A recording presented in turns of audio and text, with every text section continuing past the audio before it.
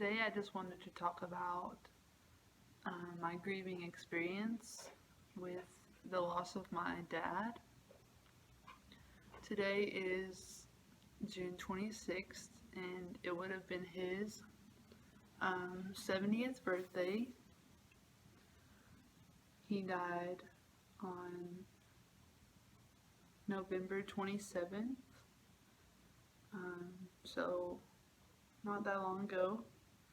I feel like it's not really getting easier, and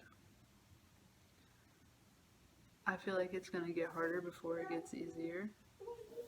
But anyway, today's video is going to be about the grieving process and how I'm dealing with it, and just kind of about the 5 stages of grief. I really just want this video to be kind of encouragement for anyone who's out there that has lost someone close to them. And I just want you to know that you're not alone. You're not alone. There's so many people out there who've lost people close to them, and it's easy to feel isolated, but you're not alone. So if you want to talk, or even just write in the comments like something about the loved one that you lost or anything, feel free to do so. And I would love to know about the someone that you lost. I feel like sometimes we feel like we can't talk about that person anymore, like it's gonna upset people, or it's gonna make people feel uncomfortable, and sometimes it does. But I want you to know that with me, I'm not gonna feel uncomfortable, and I think that you should feel comfortable talking about the person that you love that passed.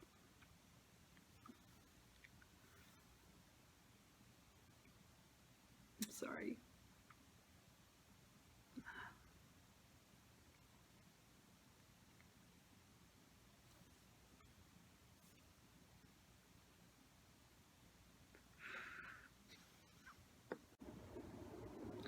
So I didn't wear mascara for a reason. I knew that I was probably gonna cry some through this video, but I really just want people to know that they're not alone, and I want to try to help you and walk you through the feelings that you're feeling, and try to explain to you that whatever you're feeling is not wrong, and it's not strange or weird or anything to be embarrassed about, because everyone goes through these feelings after they've lost someone.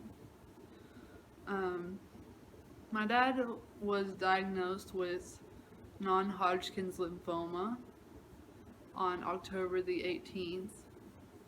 He was already at stage 4, and he had 1 treatment of chemotherapy, and then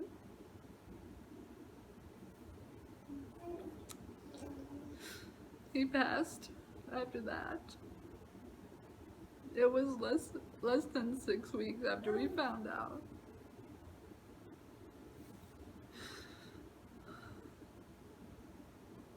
So obviously, I wasn't expecting it. I thought he would beat it. I did. I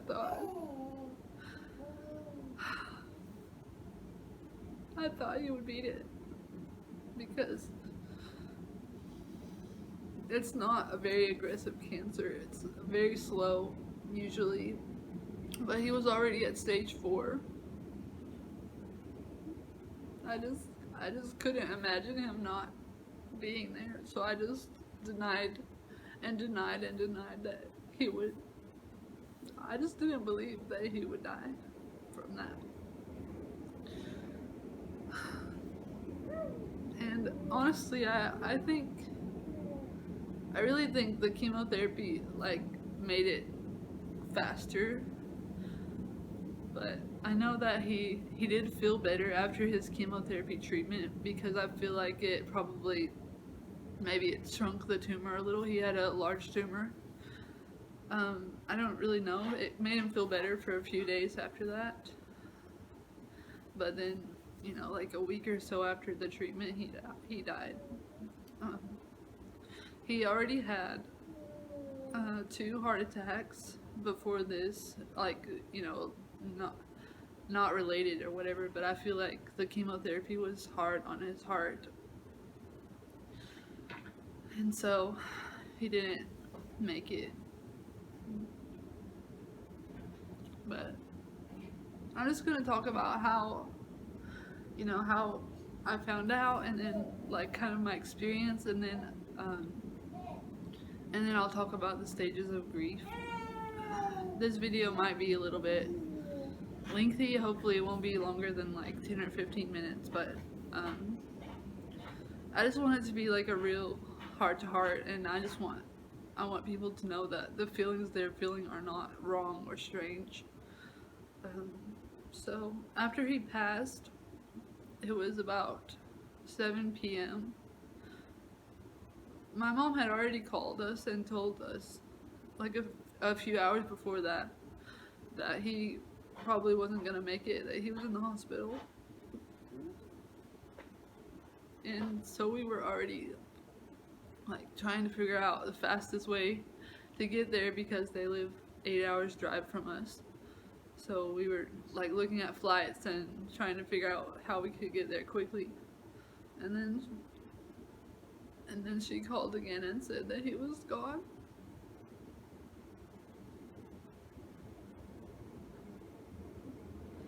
So we decided to just drive, and we could be there for the funeral and for my mom. I honestly, I was in shock, I think, because I was sad, but I don't know, I just cried a little, but it wasn't much. It was like I didn't believe it was real.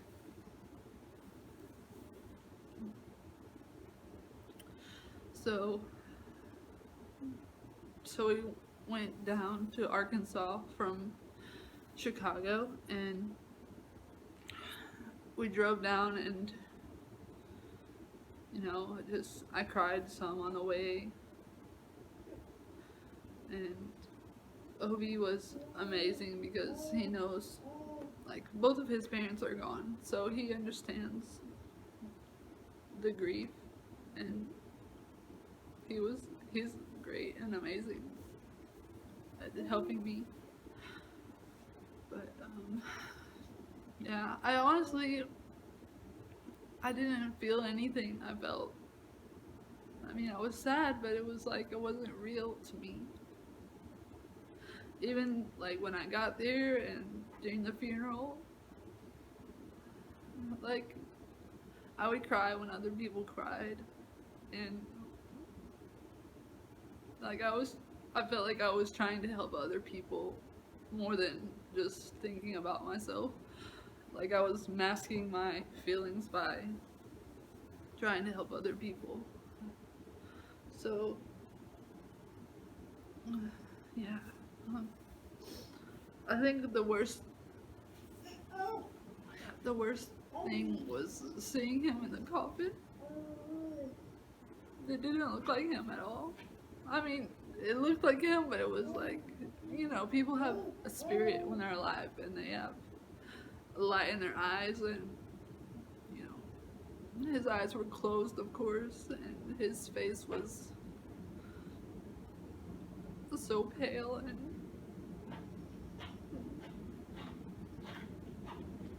and his hands were cold.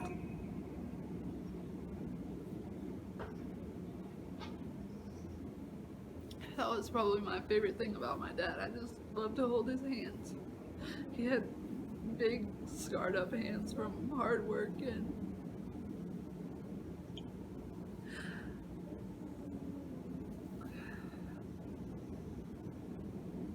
that was a hard point.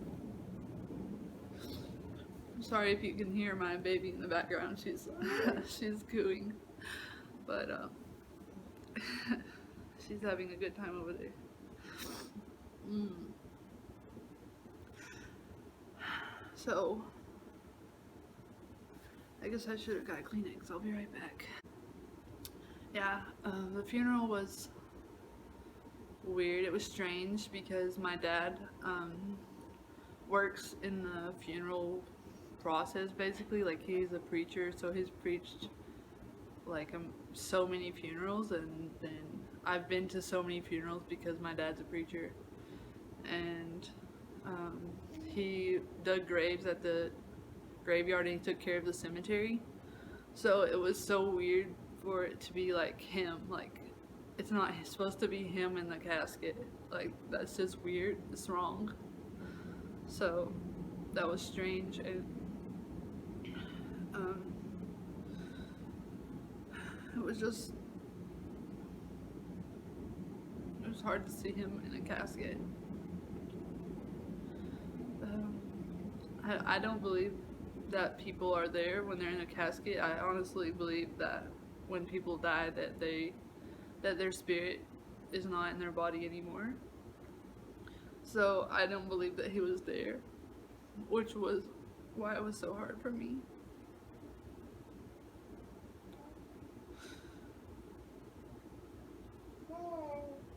So then after the funeral, I mean, I guess I should talk about how I felt before, because there was like, they usually prepare a meal or whatever for the family, and I was like so angry. I was actually angry at the people that were there.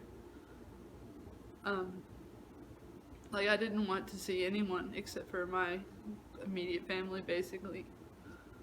I was thinking like, why are these people here? And you have to talk to so many people that come for the viewing, and everyone's saying, oh, sorry, he was such a good guy or whatever, and you really honestly didn't want to talk to any of them. I put on a smile and talked to people like I wanted to talk to them, but I really didn't want to talk to any of them. And no offense if you were there, it was nothing personal. It was just that I just didn't feel like being there myself, and I just wanted to grieve alone with my family. So I feel like, I don't know, sometimes I feel like we should do our funerals like Nigerians do, because they have like a month or more between the time someone dies and the time that they are buried. That sounds like a lot of time, but at least then you could process more like before the funeral and not just be like in shell shock or something. At least you could appropriately go through your emotions, and it's not just like a few days before the funeral. But yeah, I honestly didn't want to see anyone. There was like very few people I was actually happy to see.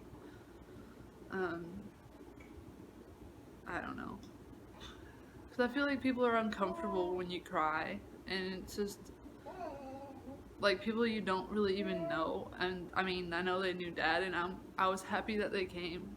In a way, like I was happy that people appreciated my dad and were there because they love my dad. But for me, it wasn't helpful. Like I don't think it helped with my grieving process for people to come up to me and say, I'm sorry about your loss, because for one, I didn't even know most of these people. But anyway, that's just how I felt. Like honestly, I hope no one is offended, because I'm not trying to offend anyone. I'm just talking about how I felt, and I'm grateful for everything that people did for my family and what they did for my mom. But yeah, and after the funeral, we had to leave. We had to come back to Chicago in a few days. So I still feel like I was just in shock. I didn't really start crying a lot until maybe like a month afterward or something. And then it kind of caught up to me, I guess. Like this was real. I couldn't call him, Father's Day. I couldn't send him a card or call him. And I just felt, you know, like it sucks. And it does suck, but it's something I guess everyone has to go through eventually. I've never lost anyone this close to me before. Like, my grandpa died, but I was about 3 years old when that happened, so I don't really remember. And one of my great aunts died, which I was close to her, but I think I was only like probably, I don't know, 7 or something. So I feel like this was the first really hard loss for me. So it was a new, not fun experience, to say the least. So the 5 stages of grief are shock or denial was the first one, anger, and then bargaining, which is where most of the guilt comes in. And then after bargaining is depression, and after depression is acceptance. And these 5 stages aren't necessarily in order. Like, you won't necessarily go from anger to bargaining. Like, you could go from anger to depression or from shock to depression. It's not going to be absolutely in order for every person, and not every person is going to get to the acceptance phase. Like, that's a gift. So if you've gotten to the acceptance phase, then you should be really happy about that, because not everyone will get to that stage. And it's not like you have to go through all the stages, and you might go through some stages more than once. You might, flip-flop between 2 or whatever. And everyone grieves differently, so don't beat yourself up if you're not crying about your loss. Don't be mad at yourself for not crying, because you might just not be in that stage, or maybe you won't ever be in that stage. Everyone grieves differently. I didn't cry a lot for a long time, and one of my sisters was crying like every day, and I was like, what's wrong with me? Why am I not crying? But everyone grieves differently, so don't beat yourself up about that. I feel like I went through denial for a while. Like, I couldn't believe it. Like, I don't know if it was because I live in Chicago, but I felt like it was so far removed from me. Like, the next time I went home, he would be there. I didn't even think about it. I would just, I don't know, I guess just ignore it and pretend like it wasn't true. So I went through that for a while. And are you blowing raspberries? She's if you need to be cheered up, you should go play with some babies or puppies. They're very good at cheering you up. Like, honestly, I think if I hadn't had my babies, then I probably would be in a much worse state. But anyway, I went through bargaining. Is like when you feel like, oh, if I could have done this, or if I would have done that, or if the doctors would have done this, and like that's a really hard place to be in, because that's where most of the guilt comes in. And I feel so much guilt because I'm a nurse, right? So why couldn't I see it? Because he was in stage 4. Why didn't I, insist that he get a scan, or insist that he, take his medicine right? I mean, I just feel like, because he told me months before, like, he was talking about a lymph node that was swollen in his neck. And I was like, kind of jokingly, I was like, well, it could be that you have a cold or something, or that you have cancer. And I was honestly just joking. And I mean, I told him you probably should go get it checked out, but I wasn't like insistent or anything. Like, I just feel like I could have done so much more. And with his medicines, he didn't like taking his medicines. And I really should have helped him, you know, I don't know, figure out a schedule or something to help him make it easier. And I just feel like I could have helped so much more. But that's all part of the guilt. But I mean, these are things that you know, okay, this is just part of the process of grieving, but it's like, this is real. Like, I could have done something. And then it just turns into what ifs, and which is not helpful at all. Um, but yeah, that's something I struggle with a lot still. And anger is something like I still feel a little bit frustrated with the doctors. Like, maybe they should have, like, his heart doctor and his cancer doctor, I feel like they should have communicated better. Like, couldn't they see that this was going to be too hard on him, or like it was going to hurt his heart too badly for him to take that? But I don't know. Like, I know it's not their fault. I know that, but these are just things that go through your mind, and you feel cheated. You feel like I could have had him right now if not for whatever that happened. And that's something that you have to work through. But yeah. So anger is definitely something. And I feel like sometimes I take out my anger on Obi, and that's wrong. It's so wrong, but it's something that happens. And the people around you, I hope that they're understanding like Obi is, but sometimes you'll take your anger out on like random people, or you know, like, why would you be angry about it? But you get angry about it.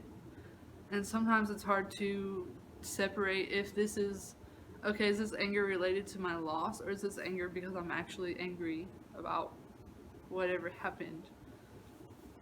So sometimes that's hard to figure out, but just have grace for yourself, and I hope that you have people around you that will show you grace and just be understanding with you. Um, yeah.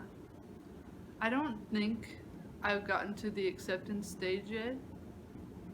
I honestly don't think I have. Like, I'm still struggling with a lot of guilt.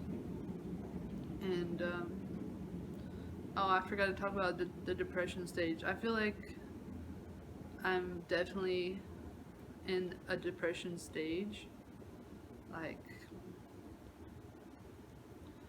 a lot of days I don't feel like doing anything. I just feel like, what's the point? Like, I just want to lay in my bed and do nothing.